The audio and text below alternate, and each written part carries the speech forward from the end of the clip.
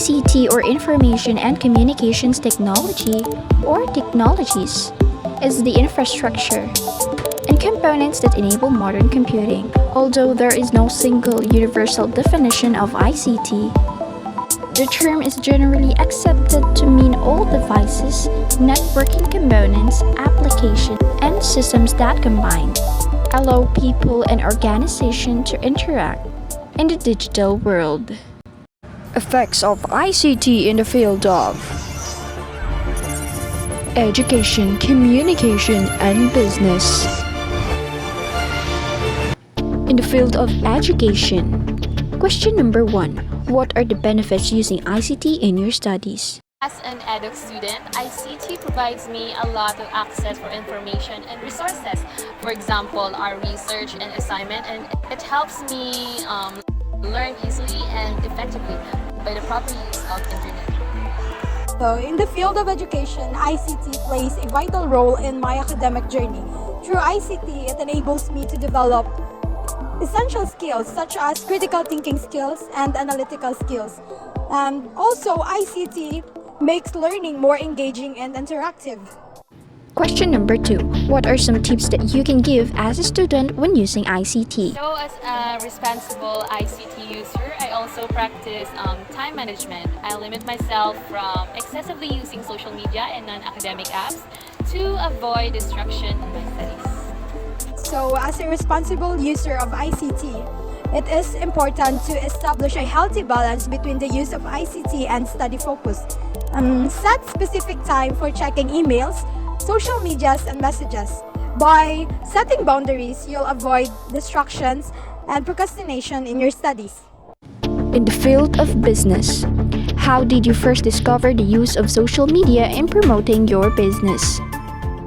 Una ko nga discover ang social media nga nakakapromote sa akong business sa pag-post ko sa akong mga product through online sa Facebook.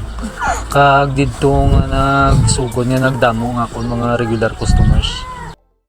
Who influenced you to use the ICT or social media to promote your business? Nag-influence sa akon nga mag-pursu sa akon yung business through online ang akon nga wife kay ang siyang nakita ko nga unang nag-post sa product niya kag nakitaan ko nga may mga ga-order sa iya, so nang na-influence ko nga maggamit sang ICT para sa akon nga pag-promote sa akon nga business. What will be your advice to new entrepreneurs that will use ICT in endorsing their products? Ang advice ko lang sa mga bago nga mga entrepreneurs kag gusto nga start sang ilang business through online.